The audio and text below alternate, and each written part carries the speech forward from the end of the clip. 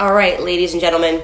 So I wanted to jump on today. I have not done a Periscope in a while, but I kind of wanted to talk about this new era that we're kind of seeing ourselves within, which is just sort of this era of blameless women. It's something that I've been super passionate about. You guys know that I was one of the earliest critics, maybe the earliest critic, outspoken critic against the Metoo movement, because I saw what was happening there.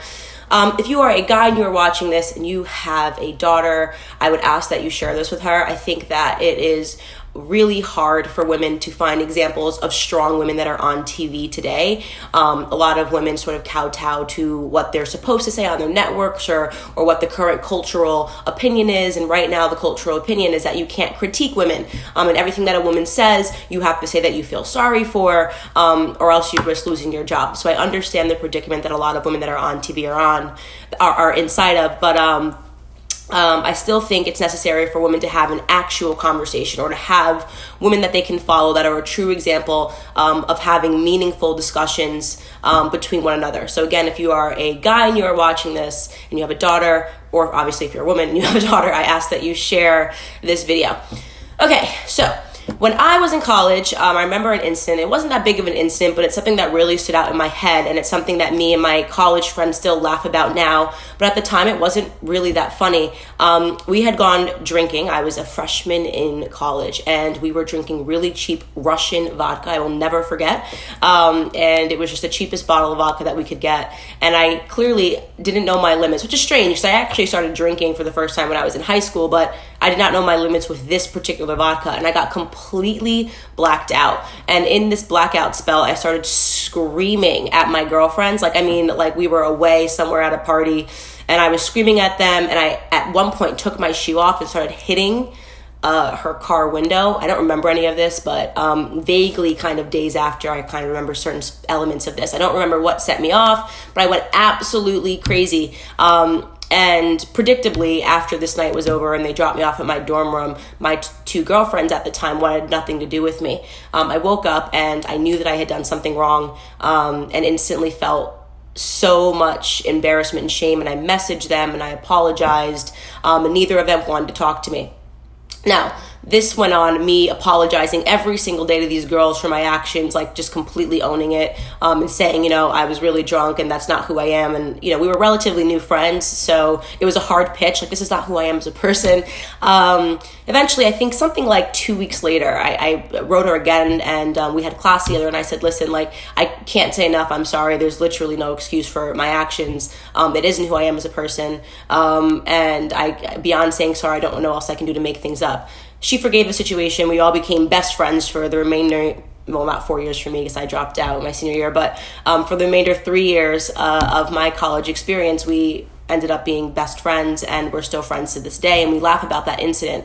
But the reason why I want to talk about it is because a lot of things happened there that are no longer popular or common. The first thing is that I acknowledge that I did something to myself. I drank alcohol. Okay, alcohol, for those of you that just tuned in, alcohol is a drug.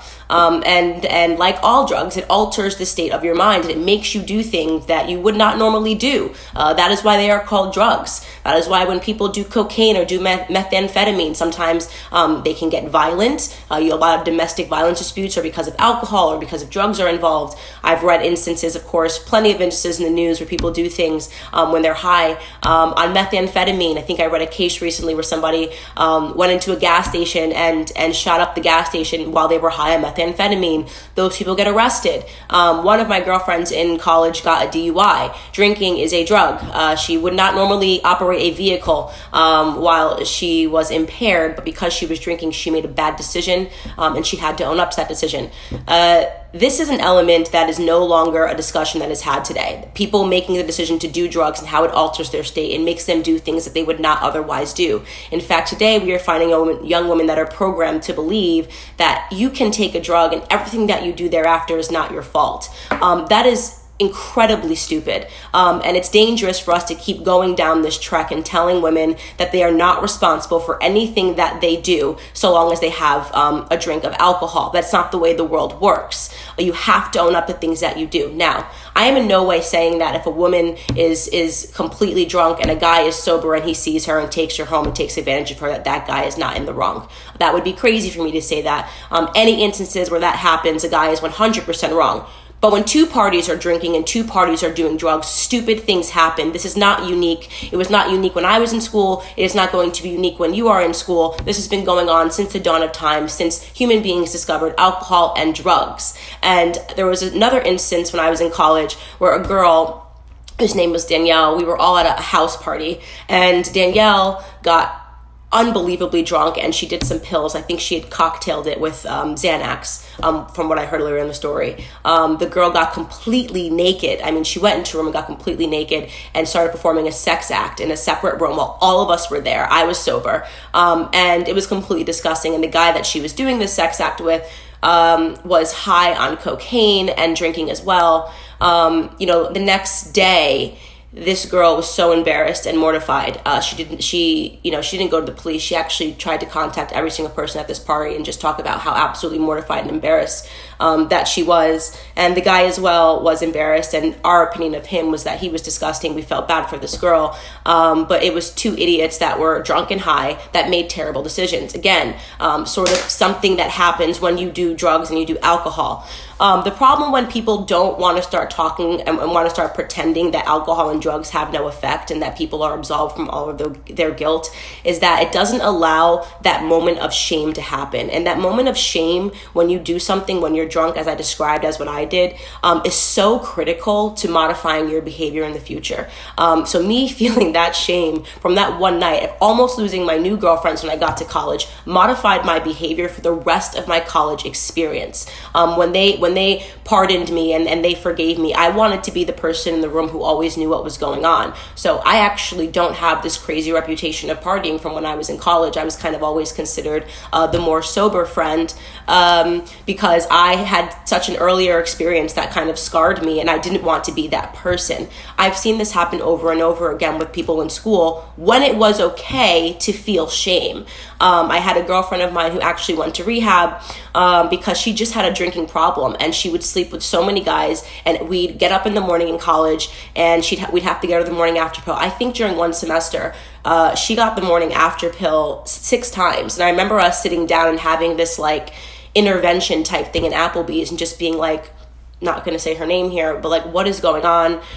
Something bigger is going on. Like, we can't help you and you're kind of ruining your life. And she ended up going to rehab. The girl is now happily married, changed her life, didn't take down any men, didn't pretend that her drinking wasn't her problem. It was about ownership and feeling that guilt and feeling that shame and editing your behavior.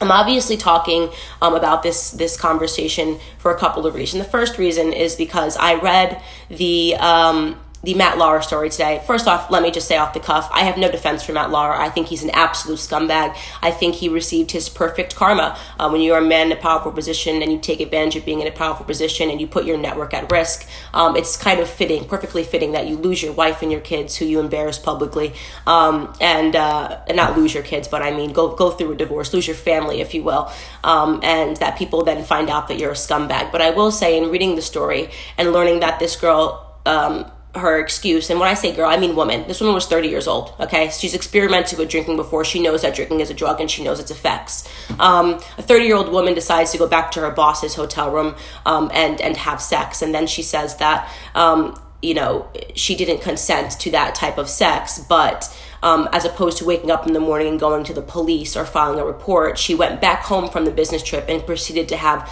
consensual sex with him for years to come, until the Metoo movement came, when she decided not to go to the police again, but to go to her network and to get a 7-figure settlement. that is not an example to me of a true rape.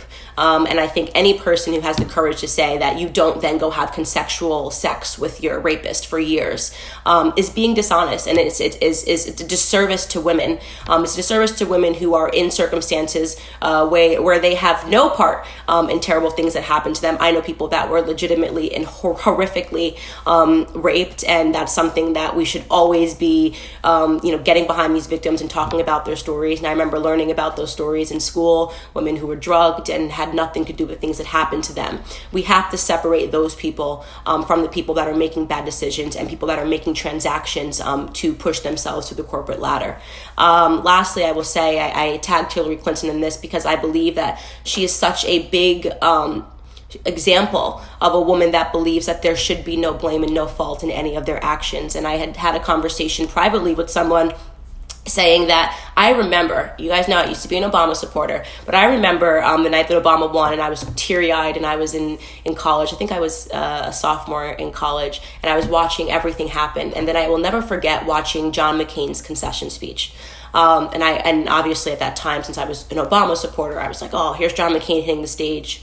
I remember him getting on stage, and he looked out into the audience and he said Obama's name, and everyone started booing, and he said, no, no, no, no, no. Like, we need to have respect for this man now. He's now your president. It was such, it was a moment of just extreme humility, and it made him such a leader, in my opinion. It made him come across as so strong. I hold different opinions of John McCain now, but this moment was really beautiful, and it was a moment of strength and humility and true concession and reflection, and saying that I didn't win. Then I kind of fast forward to where we are now with Hillary Clinton. It's been 3 years. She still cannot admit that she lost. And I think that this makes her an example of such a bad stereotype of women being whiny, of women never admitting any fault, never admitting what she could have done that could have been different. Imagine if Hillary actually showed up for her concession speech. I remember she slept the night through. But if she took the stage and she had dignity and she had respect, and she said, you know what, Trump just ran a tougher campaign. I should have showed up in these states that I didn't show up in, but I will be returning in 2020 to try to beat him again. It would have changed everything, and I would have saw her as a person that was stronger than I think of her now as one of the weakest women with the platform. And this goes back to this idea that there is no blame. I'm a woman. I didn't win because I'm a woman. Trump is this. Trump is that. This is a different name that I can call him. It's still not my fault. I'm going to write a book called What Happened to absolve myself of any guilt because I'm a woman. We have to stop this altogether. It's not serving us, and frankly, it's making people not respect us because they shouldn't respect us. That we are not being examples of strong women. We're not being examples of people that know how to make mistakes and edit their behavior. We're not being examples of people that can acknowledge that we did anything wrong. I don't want my future children to grow up in a world where women are blameless. I want my daughters, I always pray that I have daughters. I want my daughters to grow up and really understand what it means to be a strong woman. And I want my sons to grow up in a society that's just fair. So that's pretty much my Periscope this morning. I know I haven't done these in a while, but I really hope that this can sort of help change the discussion. If you're watching this, please just share it. I think it's important for us to have real conversations. Again, everyone across all the networks is applauding, the bravery of the woman to come forward about her consensual sexual experiences and her 7-figure payout. And there has to be more of a grassroots movement to have real discussions because we're never going to see it anywhere else. All right, guys, have a great day. And I don't even know what day it is. Happy Tuesday, Wednesday. I genuinely have no idea what day it is. That is how busy I am. All right. Bye, guys.